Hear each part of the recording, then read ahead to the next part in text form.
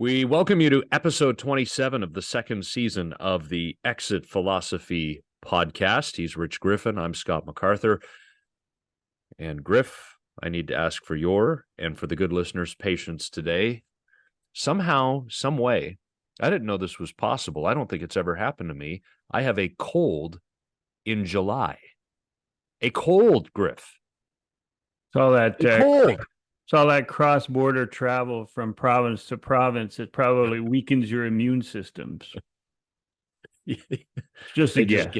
They get you when you go from Nova Scotia to New Brunswick to Quebec to Ontario. So hopefully the voice holds up and sounds a little.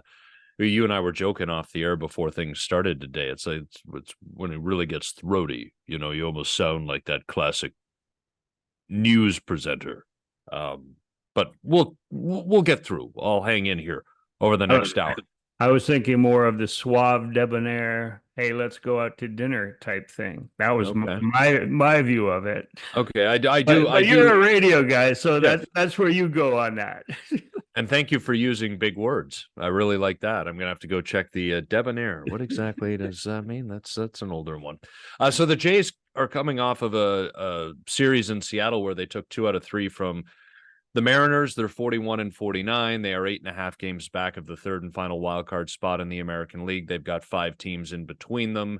It's Monday, July the 8th, as we record this podcast. So I guess it's relevant to still be mentioning games behind, number of teams between them and the final wildcard spot in the American League. We're not at that point where we're totally writing them off, but I think we see where this is going, Griff. I will say this, and you and I want to get into the Seattle experience and all of that. They were swept there last year. So if nothing else, the British Columbians, the Albertans, and some from Saskatchewan even make the trip and make that weekend in Seattle unbelievable. And so it was nice to be able to send them home with a series win and some good vibes. And before we dig deep into the Seattle experience, I just want to throw out 3 numbers for you, and you tell me what the most likely is, because you say we're not ready to hand over any hope for a wild card berth. But just looking at the one-loss record of the Blue Jays at this point, 41-49 as we record on the off day. To win 90 games, they have to go 49-23 the rest of the way. And that's you're saying that's not looking so good? So you're saying we have a chance. So you're saying there's a chance. Hold on a second though, Griff. When before you throw the next number out, you'd sometimes call me out when I'd start doing that math. Well, this is math. This is not projection of percentages. This is straight up math. Okay, but I was 49-23 is, I think, almost 700 ball. And and it's not happening with this team. Yeah. So the second number is to lose 90 games. They need to be 21-51, and that seems a little harsh. To lose 90 games. Well, yeah, 21-51. I don't see that happening even with potential sale of future or soon to be free agents at the trade deadline. I do see this team likely getting worse because they sell some guys, but I certainly hope they're not that bad. That would make for a long August and September. So the third number, which is the most reasonable I found, and I'm just looking for your feedback on it, is to finish with 81 wins. And that would be to go 40-32 the rest of the way. And I think that's reasonable if they, as you said, don't give away too much in terms of making the last 3 innings a giant whirlpool of horse spit. But I think that 40-32 is the most reasonable of those 3 numbers.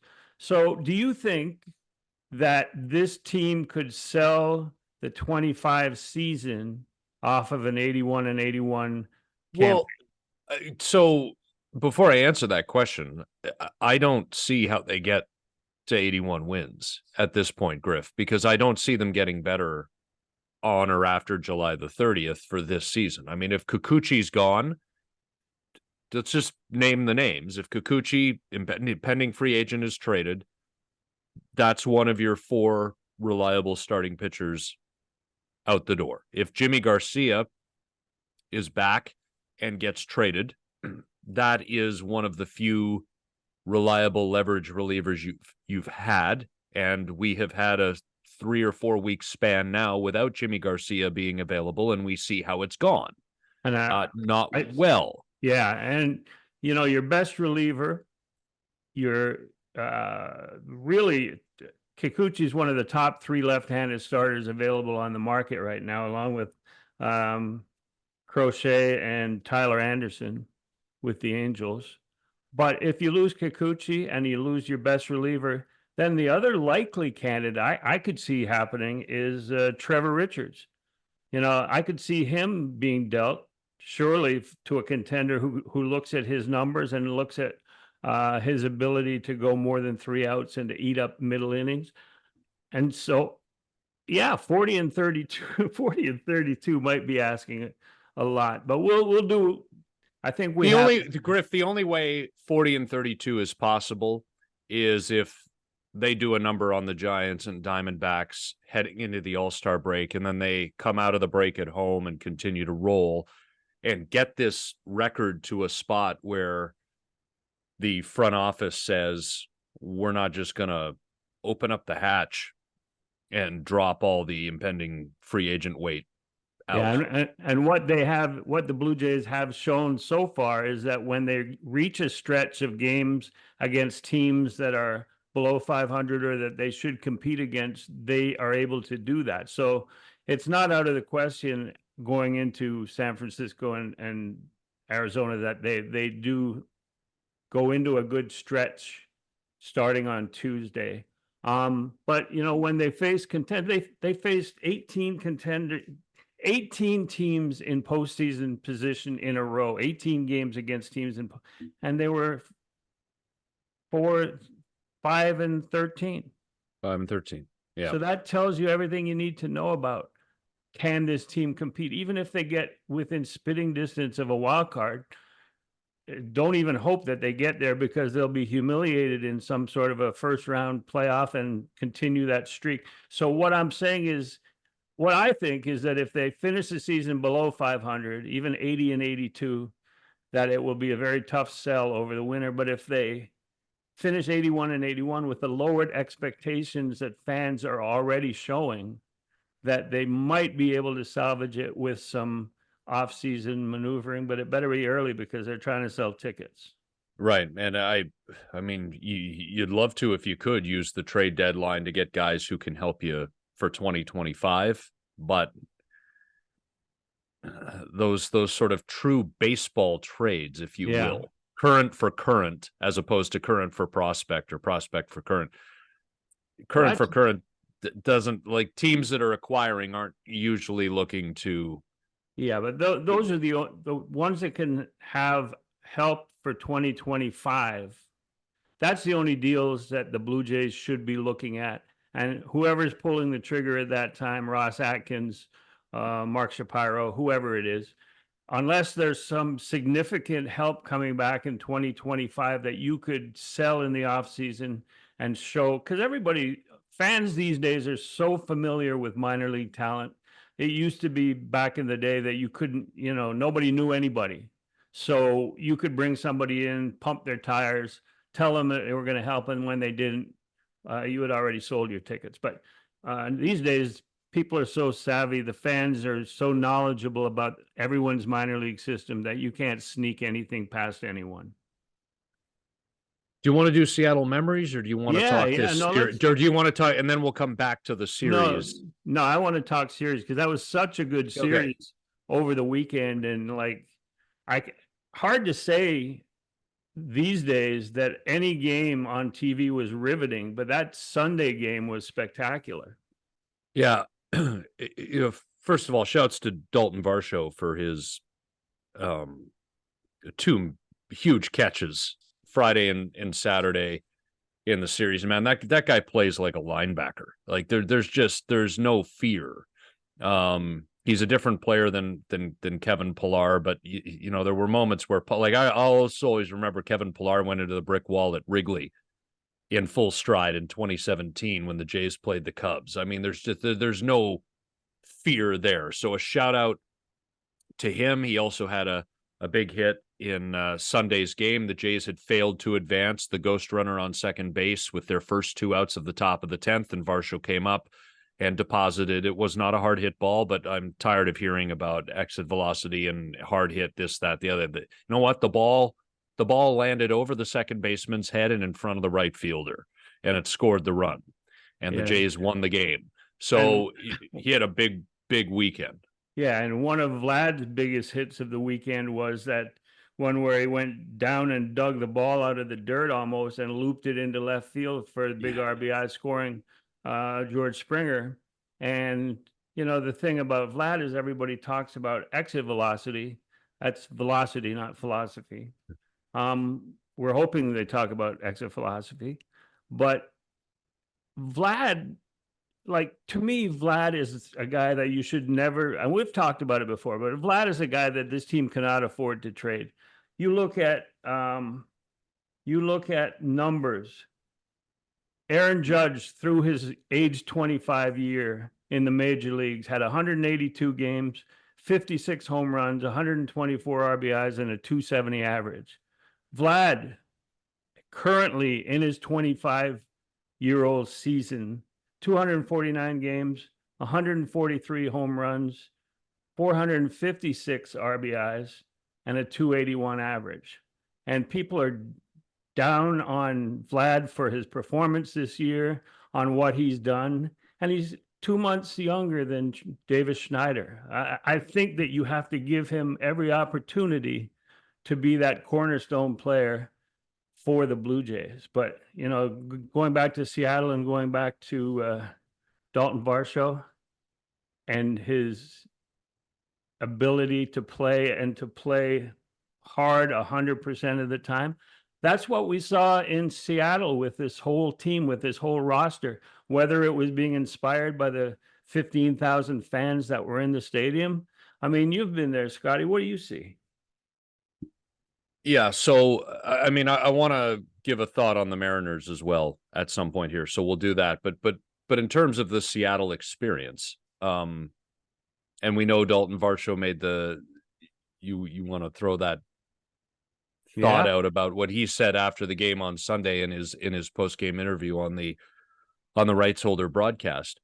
The Seattle experience is amazing, and I've told as many people as are willing to listen to me that if you have the ability to do it, whether it's a boys trip, whether you're taking the family, taking your kids, if you have the opportunity to get out there and watch a weekend of the Blue Jays in Seattle, it is an amazing experience.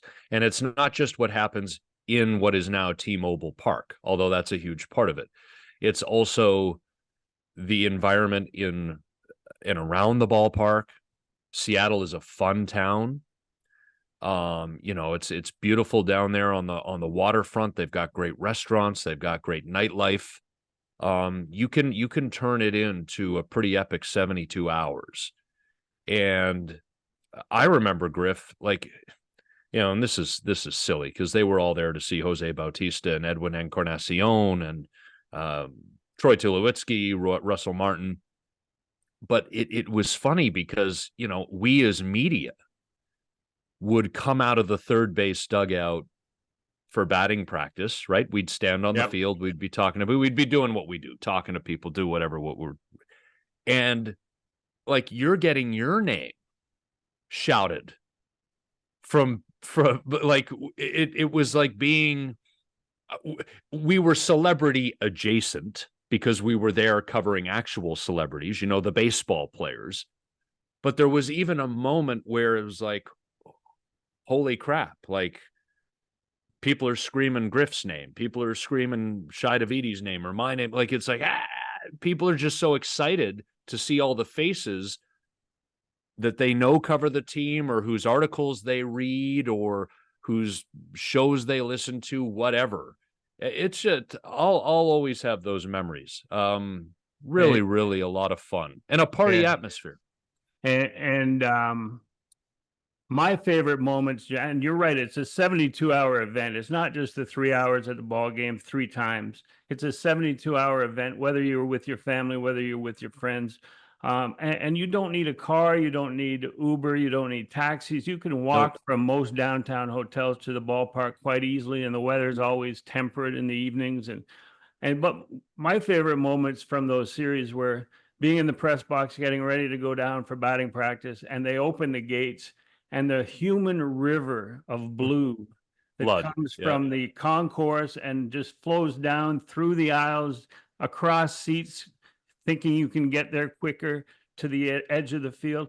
And I remember in 2019, my first year working with the ball club, and of course I had been going there for years and years. Charlie Montoya was managing it. It was his first time there, and it was like a half hour before the ball game, and he was down the line signing autographs. So there was no netting or anything. So he was down the line signing autographs, and there was a lineup up the aisle of about 100 people, and the game Yeah. was starting in 30 minutes. And so I walked down there as a PR guy. I said, Charlie, you have that call in the office. They're waiting for you. And he went, tell him I'll call him back. And he just kept signing autographs. And afterwards, I said, Charlie, there was no call. And he went, yeah, but I've never seen anything like this. And I loved it. And I can't disappoint the fans. So Yeah. 4 years later, after he had disappointed the fans as a manager, they're back. And we love that city. But to me, there's, you said Dalton Varsho in the post game on Sunday, he said something, I wish the fans at the Rogers Center could be this enthusiastic and this positive. That was what he said. And I'm thinking to myself, wow, that's a diss to the fans back home. But then I thought about it. And to me, it's like when you have a relationship, say you're with a supermodel or someone really, really hot, and you're with them every day, you see all the warts and the annoying things about them. That's the fans at Rogers Center. But if you only see them once a weekend, the same super hot model or super hot guy, and you go and you see them once a week every year, it becomes something where your heart is pounding and where everything looks better than it is when you're there every day. And that's my explanation of the Seattle experience. Yeah. It's like, how many people from Vancouver are going to make the trip to Toronto to watch a Blue Jays game each year, right? Some will, but not the majority, and probably a very small minority would. So the Seattle series is the opportunity to go down, and we covered those 2013 and 2014 teams that horribly disappointed. I would say the 13 team disappointed more than the 14 team, because I think the expectations for 2014 were lowered by just how bad 2013 went. It didn't matter, Griff. I mean, it was crazy there. Crazy. And in 2015, they weren't good yet. They went to Seattle right before the All-Star break in 2015. And I don't know why, but Joe Siddall and I had a conversation on the field. I don't know if it was in Seattle, but it was not long before. And we were talking about the cutter. And Siddall would just, Joe was like, man, if your cutter doesn't cut, it's just like a cement mixer slider, 88 to 91 right down the heart of the plate. And do you remember, I should remember the hitter for the Mariners, left-hander, Bo Schultz, threw a cutter that didn't cut. And the Jays had a lead late in that last game in Seattle, and it quickly turned into a deficit because that ball may not have landed yet. And I'm talking 9 years later. And if I'm not mistaken, that was right around the time where they were a few games under 500. Yeah. And They might have even gone right into the All-Star break after Seattle. I can't remember all the details of this stuff, but it was certainly around this time of the year, 9 years ago. Was it And the left-handed hitting third baseman who had a brother? could have been Kyle Seager. Yeah, Could have yeah. been Kyle Seager. Might have been. Yeah. That's an option. And it, but yeah, my point being that all 3 years that I got to go, they were a disappointment or underachieving, and it didn't matter. It was Yeah. an unbelievable environment. Yeah, it was that one weekend per year, and you got a chance to be there, and you see some of the photos that are sent back by the Blue Jays Instagram site, and you see the faces on these kids, and you know they're going to be Blue Jays fans the rest of their lives because you see them getting an autograph from. Doesn't matter who they're getting. Danny Jansen was on the website, and there's a lot of them. George Springer. But, you know, you look at the reaction of George Springer when he hits the 3-run homer to tie the game. Have you seen that reaction from him at Rogers Center? Maybe, and I know it's This maybe year or at all? at all. I've seen some. So there was a stretch in either 21 or early 22 where he had a couple of either walk-offs or home runs like that turned deficits into ties or leads at crucial times. But I get your point, Griff. I mean, I think he was playing into the emotion of the moment. It was a big 3-run swat later in a ball game, gets you tied. The place is going nuts. I really do. I don't know if it leads to better results, but it certainly leads to heightened emotions. And when you get the good results, you're celebrating with everybody else in the stadium who's going crazy. Yeah.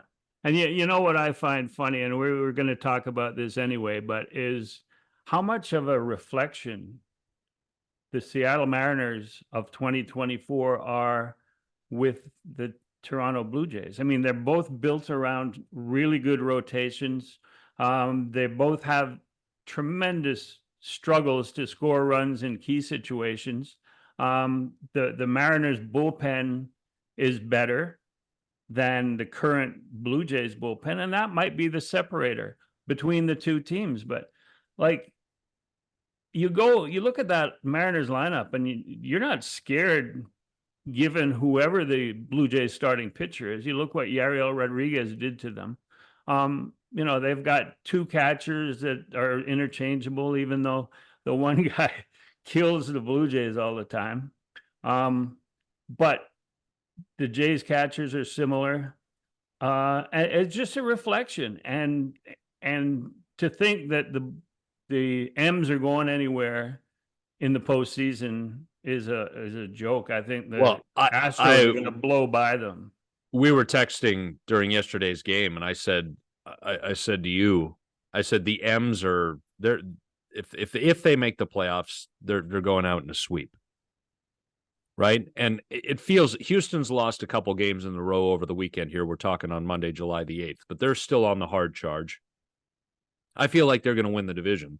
The other thing too, Griff, is like Jerry Dipoto is the general manager of the Mariners, and he's now had this infamous 54% comment attached to him for the rest of his life. And his argument was, well, you got to win at a 54% clip over 10 years or whatever it is. That's your aim. And then go from there.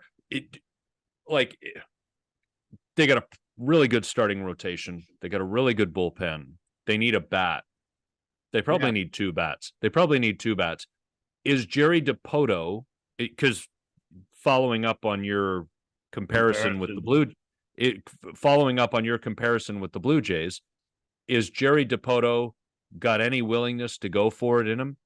Any willingness here to be aggressive, or is he just going to tinker around the edges around the trade deadline? Because I think that would be one thing that some Blue Jays fans would say about this front office is, okay, you know, you were aggressive in free agency with the pitching staff, but where's the attempt to hit the home run? You know, so I mean, Ross, how long has Dipoto been there? I think he's been there a little longer than Atkins, who's in his 9th season right now. So the comparison is pretty good. That to have been in, you know, I think are the only postseason games they've won. They were against the Jays, right? Yes. Yeah. And I mean, if Call Raleigh isn't hitting a 3-run homer in one of Yeah. their playoff games, how are they Yeah. scoring enough runs to win? I'm Right. not talking about against the Jays 2 years ago. I'm talking about coming up here. You know, Yeah, I it'll be don't, an interesting exit philosophy on the days after the trade deadline when we get answers to all these questions. And you know, it's funny, as reflective of each other as the Mariners and Jays are, and we're asking whether the Mariners are going to add, and we're asking how much the Jays are going to sell. And that's another big difference that could, by the end of the season, separate them by 10 to 20 wins, you know? yeah. But Yeah. right now, at this point in time, and it's also funny that we were going to talk about the stadium and how much that stadium has been sort of one of our favorites over time. But when I looked at the renovations to the Rogers Center, when the outfield renovations especially, I laughed because it was so similar to what was already in existence at Safeco or whatever it is now. What is it now? T-Mobile? T-Mobile. Yeah. And with the common drinking areas, and you know, the Seattle fans are similar to the Jays fans, and they're not looking to fight the other team's fans.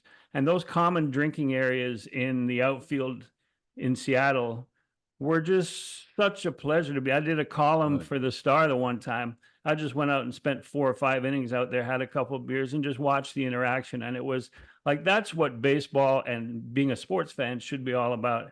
And if you go and enjoy the outfield neighborhoods at Rogers Center, give credit to Seattle because they had it first. Yeah. Yeah. And I remember you, Gregor Chisholm, and I did a podcast that I think all episodes have been lost to the annals of history, unfindable at this present time. But you know, we would always make a point on road trips of finding cool spots, and we'd go out. You know, the clubhouse would open at 3:30 for a 7 o'clock local time game, and we would get to the stadium at about 1:30 or 2, and we'd find a good spot and do an hour podcast. And I remember we sat, the three of us, up on the monster seats at Fenway Park, for example. And in Seattle, we went out to Edgar's, right? You see the sign, Edgar's, of course, named after the great Edgar Martinez, Mariners legend. And that's just that's a drinking area out in left field.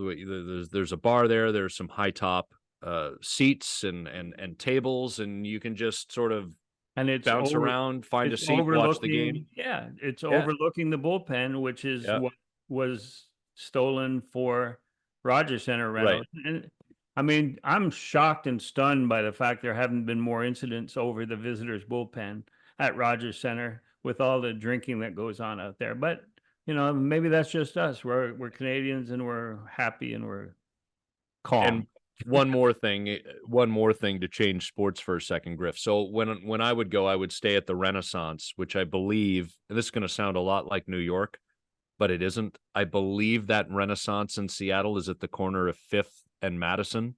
Yeah. And It's as up you at would the top of the hill, right? it's at the top of the hill. And look, Seattle, San Francisco, where I live now, Halifax out on the East Coast, hilly cities. And so it's a descent down to the main drag to then go across to the ballpark, or obviously an incline on the way back from the hotel.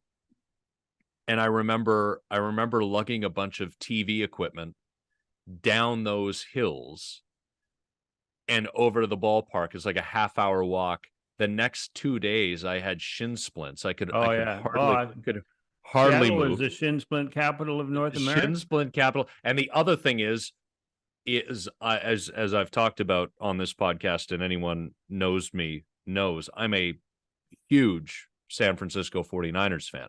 Huge 49ers fan. And who is the 49ers' main rival? The Seattle Seahawks, whose stadium is directly beside You got to the walk Mariners past it stadium every day to get to the. And you had to walk. So there were two paths. There was sort of a walking street, no cars, that had the two stadiums on one side and like a little warehouse, some nooks and stores and different things on the right-hand side. There was a walking street, or on the other side of Near the the water. stores that, yeah, there was another street that was sort of along the water, and it probably added 5 or 10 minutes to the walk, but that's the route I took because I would not step. Oh yeah. This is how petty I am. I would not step on any concrete that I considered to be attached to the Wow. Seattle Seahawks stadium, because I will only ever go, I've never been, I will only ever go to that stadium to see the 49ers play. And I think only our buddy Arash Madani could understand that, because he feels the same way about Lambeau, although I don't think he'd even go to Lambeau for a Vikings game. He feels that strongly about it. I'm a little less intense about it. I would go to what Not is now much. Lumen Field, but only if the Niners are playing. Clearly not much less intense, but We're not at all insane. before we move on, I think we have to discuss whether we owe George Springer an apology, because earlier in the season, we knocked him out of the leadoff spot, which they paid attention to our advice, moved him down in the order. But then Davis Schneider failed at the top. They couldn't really find anybody. And Spencer Horwitz seems to have found a home in the batting second. And now Springer got hot in the middle of the lineup and has moved back up. And you saw his celebration. He's like a big part of any offensive surge that this team has put on. Do we owe him an apology for what we were saying about him on Exit Philosophy? Hell no. No. Now, but I will say this. Yeah. So a couple things. Number one, if he ends up with more than 20 home runs and his OPS plus is above 100, and it wouldn't be too much above 100 by the end of the year, I wouldn't think. But if it's above and he ends up being a league average or above, slightly above league average hitter, 10 years from now, Griff, most people will look at his baseball reference page and not remember that a lot of those numbers were accomplished long after the Blue Jays were out of the race. It'll just be the totality of a season a decade ago, 20 plus home runs and a 103 OPS plus, where the league average is always 100. So he was kind of meh, but like it was okay. Nobody necessarily will remember that the first 3 months were disastrous. That said, if he can finish strong, and he certainly has played better over the last few weeks, and if he can carry this through and have a really good second half, I won't be fussed about him pulling the Phil Kessel and padding his stats when it didn't matter. I will be feeling better about George Springer heading into 2025. And quite frankly, because there are 2 years left on this contract with about $50 million still to pay on it, he's a Blue Jay. Like this isn't like, well, there's 3 months left before the contract expires, DFA him and move on. It's not happening. He's a Blue Jay. So if he has a good second half, if these adjustments he's made with hand placement and before he loads the swing, if he's made adjustments that are working and he can carry this through to a solid second half of the season, feeling good for 2025, that matters more to me now than anything else. To me, there's one thing that we have to remember about George Springer, and that is what he symbolized when he signed with the team. Just the same way as Hyun-Jin Ryu signaled to the rest of baseball and to Blue Jays fans that this club was serious about contending, was back in business with no salary cap. I don't think the $50 million remaining on his contract, on Springer's contract, is as much as if he's eating up salary in a cap sport. But what it also means to me is if he does have a tremendous finish, tremendous second half after the All-Star break, there might be a possibility of moving that contract if you eat a significant portion of it. I think that getting something back by eating some of that contract and handing over a George Springer who had a resurgent second half of the 24 season at the age of 34. I think that's what he is. But to me, all of that put together, I'm with you. I'd love to see him have a great second half. I'm also with you in that nobody owes him an apology for anything said earlier in the season, because the guy is making $25 million and wasn't earning that money at that time. So there's no apology necessary, but there is congratulations to him for figuring something out, whether it's in the short term or long term. But here's hoping that he has a tremendous second half, that it helps the Jays to their goal of 40-32 and 81 victories for the season, and that they can move him if they eat half of his contract. You got to come up with a slogan for that, Griff. What? 40-32, the push for 500. Yeah. It'd be tough sell. God, this was and you don't have to worry about it anymore. You don't work for the team like you used to. You But go, I mean, this was not how it was supposed to go. You go, not only the only 50-50 is not what we're giving away, it's what we're looking for from this team. Jeez. I mean, I gotta say, Griff, I'll repeat it again. This Horwitz looks like a guy. Yeah. Oh, you know, sure.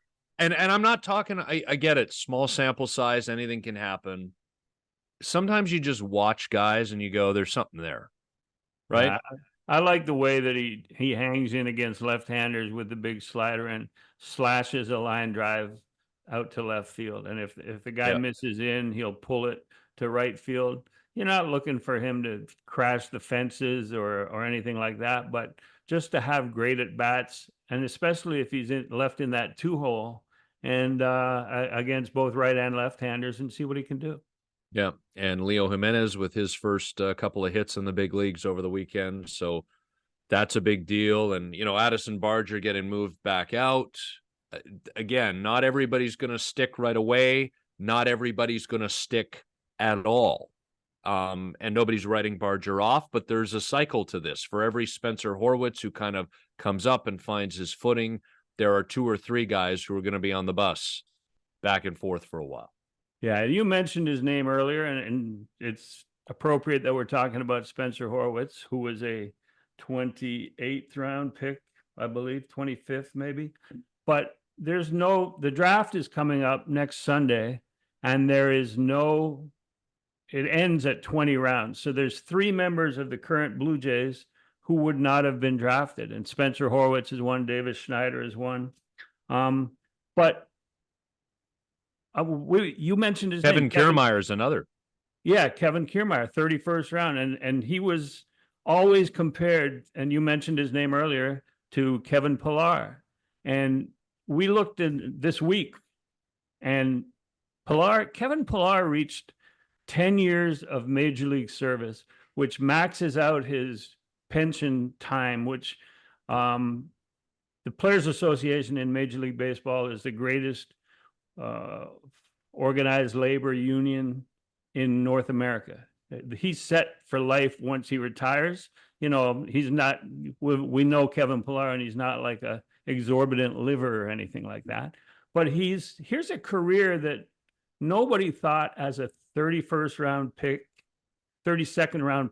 that it was going to end up with him 10 years in the major leagues, 100 plus home runs, 100 plus stolen bases.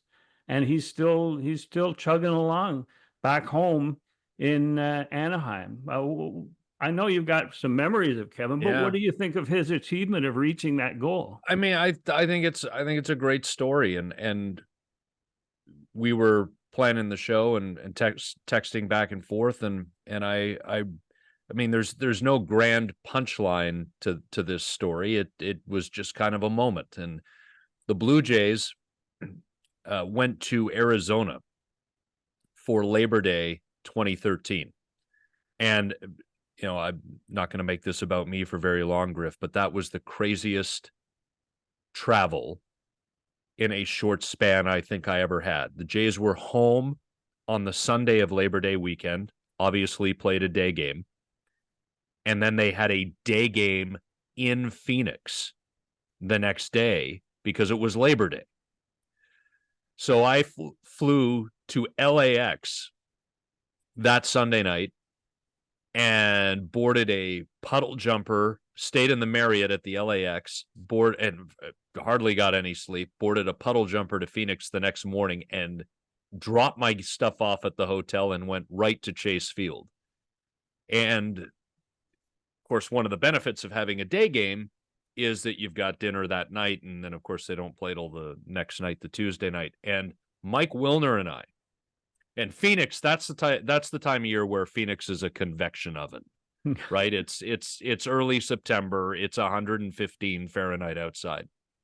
And Wilner and I, in our infinite wisdom, decided that we'd wander about and check out the city a little bit, and we did. And we walked into a restaurant for lunch. And there was the freshly minted and recently called up Kevin Pillar having lunch with his parents. And, Kevin had sort of been around enough at that point to realize that these were two faces coming into the restaurant that he had seen in the clubhouse. And so we just wandered over, said a quick hello, and, there was nothing that was said by Kevin or by his parents that stands out to me some 11 years later.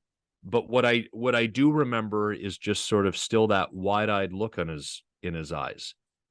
Like, man, I'm in the big leagues. And here I am having lunch with my folks in Phoenix, and we got a game tonight, sort of thing. And of course, mom and dad are all excited because this is brand new for them too. And this is the fulfillment of the little boy's lifelong dream to that point. And a very pleasant, very brief, but very pleasant conversation. And then in totality, Griff, Kevin was through the years a pretty accessible guy, always agreeable. If you needed 5 or 10 minutes of his time, he'd talk to you. It was not a perfect path for him. He had to mature at the big league level under the bright lights. He got pinch hit for in a game in 2014, was not happy about it, freaked out in the dugout, didn't take it underneath where nobody would see it, freaked out in the dugout, got jawing with John Gibbons, ended up getting sent down because of that. Obviously ended up coming back and then became a mainstay on those 15 and 16 teams. 7 organizations, 10 years in the league. Yeah, that's amazing. It's a wonderful sort of Rudy-esque story. Yeah, I remember the incident where he was pinch hit for, and he didn't wait till he got to the dugout. He lost it when he was walking back past John Gibbons. And for a kid who's just up in the big leagues, that's not a good career path, career decision. But as you point out, he had to grow up, do a lot of growing up. And, there was the suspension for in Atlanta when he yelled at the pitcher and he got called on it and he had to go for a hearing. That's right. Part of the immaturity there. But my memories are like him climbing the fence on Jackie Robinson Day because he's got number 42 on his back when you see the replays. Yeah. And that we're talking about Dalton Varsho. We know Dalton Varsho would have run full on into that fence. Yes. Because that's just the way he plays the game. Yeah, Pillar did, yeah. But that's my on-field memory is of him making that catch. But you talk about maturity and him willing to give you 5 minutes. I remember he lockered next to Marcus Stroman in later years at Rogers Center. And he did something dumb on the field, and I went to ask him about it. And Stroman, sorry, who's he? Kevin or Stroman? Kevin did, yeah. Okay. Yeah, Kevin did. I needed clarification there because one is less likely than the other, and you pick the less likely. So Stroh was sitting in his locker, and I went and I asked a very intelligent question about the previous day. Are there any other kind that come from you? Stroman was just staring up, and Pillar was hemming and hawing, and he wouldn't answer. He said, "Why are you asking me that question?" I said, "Well, it was a big part of the game, and we didn't have time yesterday." So about 2 minutes later, Stroman got up and went to the training room, And Pilar just waved at me to come over, and we sat down and we talked. And he gave me all the answers that I was looking for. And I didn't even have to ask him, why are you calling me over now? I know exactly why he was calling me over now. And that leads to the final one that I had, which was after being named PR guy in 2019 and going into the team meeting on the opening day of spring training, and with mixed reaction from players who I had ripped in the Toronto Star, and I was now their PR guy. So like the next day or 2 days later, I was walking on the field at Maddox, still not feeling sure of where I was or how it was with players. And Pilar put his arm around me and said, hey, we're going to need you. Don't worry about the reaction of some of these guys. We're going to need you. And then, of course, in May, he got traded to the Giants. But there's another thing. He got traded to the Giants, and he insisted that he wait until the regular media showed up so he could talk to them before he left. That's the type of guy he was, and congratulations on 10 years. That was tremendous. Yeah, and just, I remember, Griff, because I was hosting a radio show on TSN 1050 at the time. It only tweaked because you brought it up, the incident in Atlanta where he screamed the 3-letter F word at Jason Mott, the Braves reliever. And I remember my producer, Sean Levine, we got in the next day, and Sean said to me, how do you want to handle this?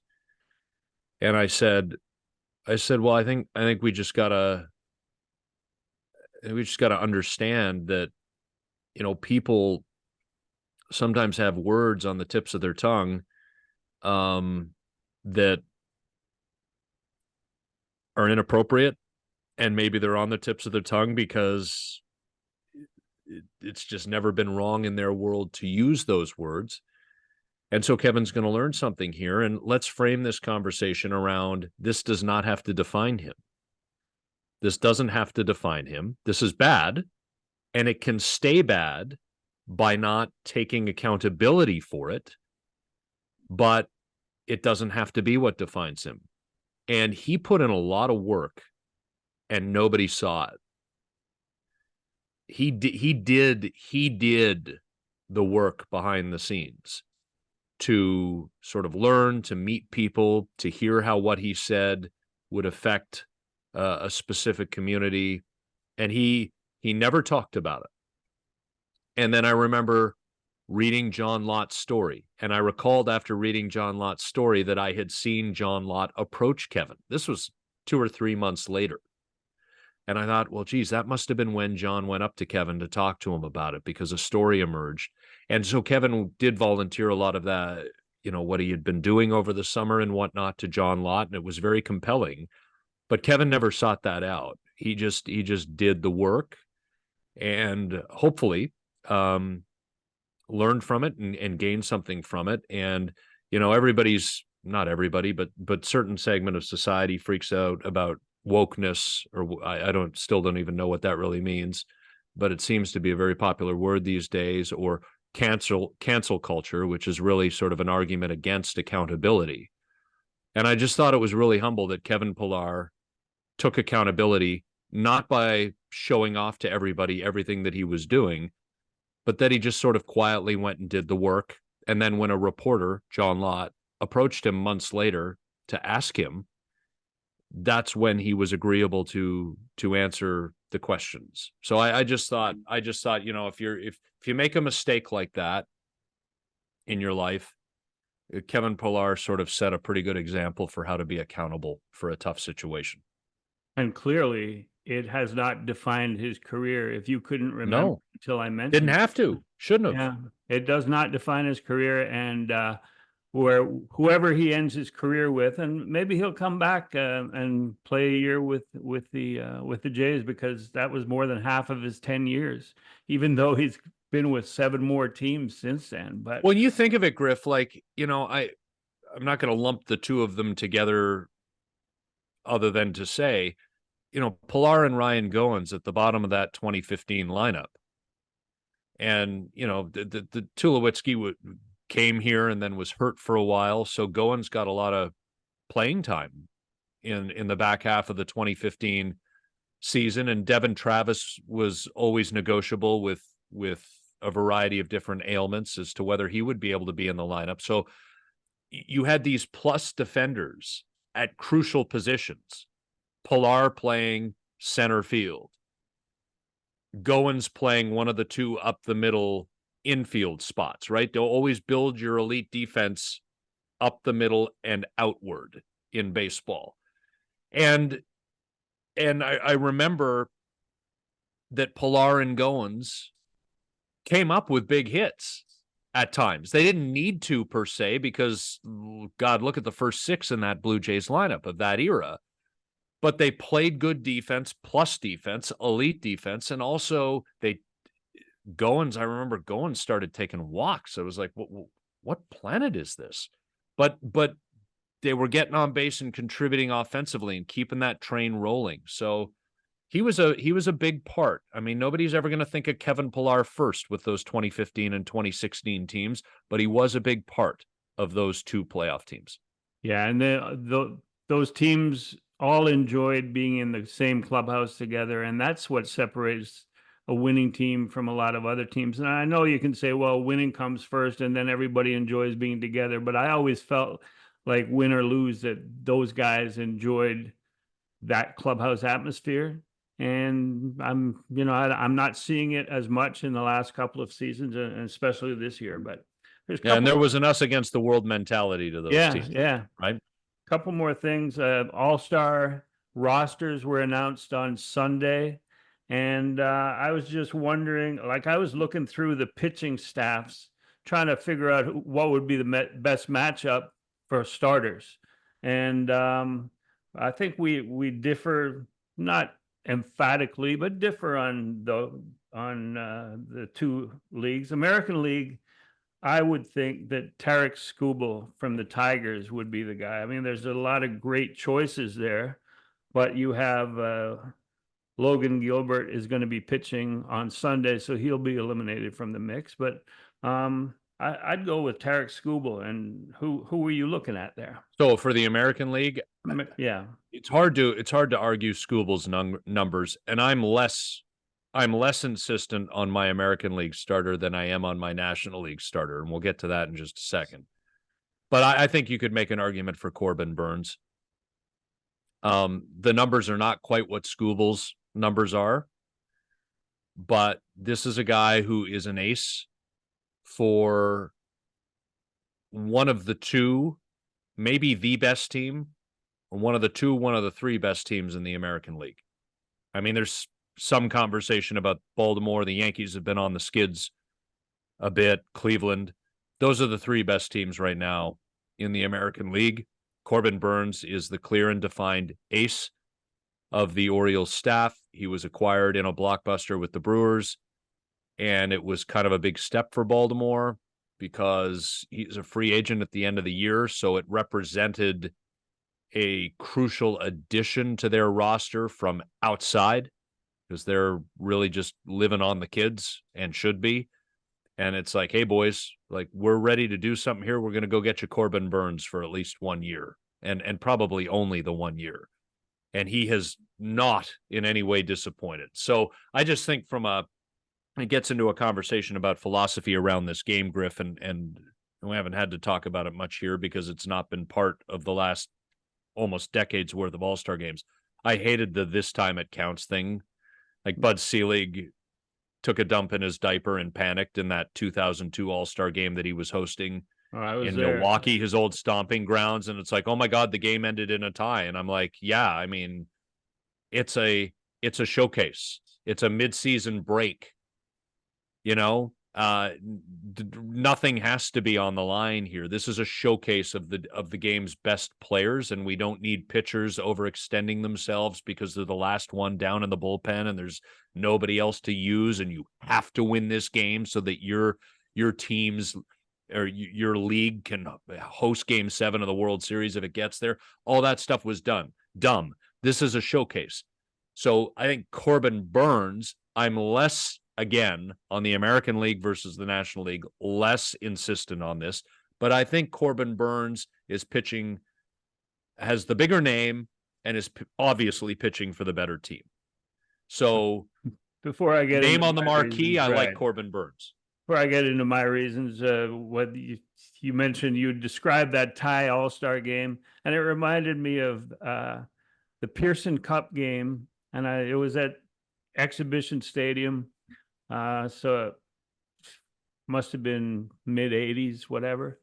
And it ended in a tie, and I'm walking with Paul Beeston towards the post game party. Obviously, if I'm walking with Paul Beeston, he's looking for a party, but the outside through the glass doors, there's fans pounding on the door. They want their money back. The Pearson Cup is a charity exhibition game, and the big leaguers pounding didn't on play the in door. it, Griff. No, Joe right? Kerrigan ended the game pitching. He was a pitching coach for the Expos, but that's now getting back to the All-Star and the starters. I think that with 32 first-time All-Stars combined on both teams, that Major League Baseball is trying to promote that this is a young game. They're trying to appeal to the young crowd, and they're doing a good job by shortening games and whatever, whatever.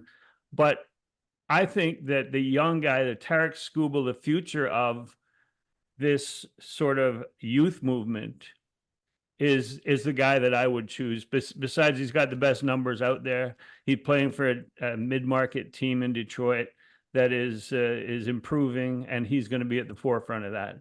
And he's not like a traded for guy. He's signed and developed, so that's my choice. Now in the National League, you go first. I'm insistent. Paul Skeens, Pittsburgh Pirates. I will hear no arguments to the contrary. This is a showcase game. This is, I mean, when was the last time the Pittsburgh Pirates had somebody that the baseball world was talking about? I mean, maybe it was Garrett Cole, but this is different, Griff, because Paul Skeens isn't just a guy who can throw a 102-mile-an-hour fastball. He's dating Livy Dunn, and she's, a gymnast, major social media influencer. So there's a publicity to the couple that is kind of an extra level here to all this. And if Paul Skeens is the starting pitcher, like the NFL just did such a good job with the Taylor Swift, Travis Kelce relationship. Like if I'm baseball, and Livy Dunn is not Taylor Swift, okay, let me be clear about that. But if I'm baseball, I want to lean in to my young star players who may be dating people who have even higher profiles than the player does. I want to lean into that. So I think, and nobody can sit there and say, well, Paul Skeens isn't worthy. Like does he have the track record of some other alternatives? No, but again, this is a showcase game. People want stars. He is a star. He has taken the league by storm, and there's a publicity around him that doesn't exist with other players. I will hear no arguments to the contrary. Well, and here comes your argument to the contrary. My choice would be Tyler Glasnow, who is with the biggest market out there. There's no Shohei Ohtani on the mound, but you can have the guy who's tall, good looking, is finally healthy at the All-Star break, and it could be the face of Major League Baseball. The guy has dynamite stuff. He looks the part. If he would play himself in a movie about himself. And to me, Skeens sends a wrong message to other players. He's had 10 starts. Besides, if you're looking at eyeballs watching the All-Star game, why not save him till the 6th inning and make sure that people watch the first 6? If he pitches the first, people turn off the TV and go to Housewives of Nantucket or whatever. I don't know. One of the more popular shows on the planet. Yeah. Housewives of Nantucket. Tyler, I'm trying to come up with some Cape Cod League reference or something like Nantucket. Yeah. Tyler Glasnow would be my guy. And so we disagree there, but there, I don't. Okay, think- well, he has a doppelganger in the acting world, right? If you put Cillian Murphy of Peaky Blinders on stilts, you'd have Tyler Glasnow. Good call. And then They're like twins, yeah, you'd get all the fans of that show tuning in just to see. right? But there's no wrong choice, and we'll hear the manager's choices on Tuesday afternoon before the All-Star game.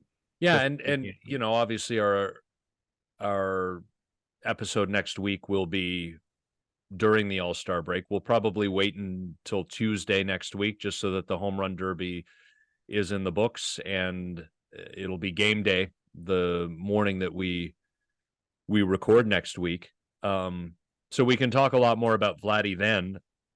But just as a sort of quick reaction, Vladdy is the one Blue Jays All-Star, Griff. I think that, again, getting back to the meritorious part of this, Vladimir Guerrero Jr. deserves to be there. He deserves to be the American League's starting first baseman, and he is the only Blue Jay who deserves to be there. And so, to me, justice has been served from the local perspective.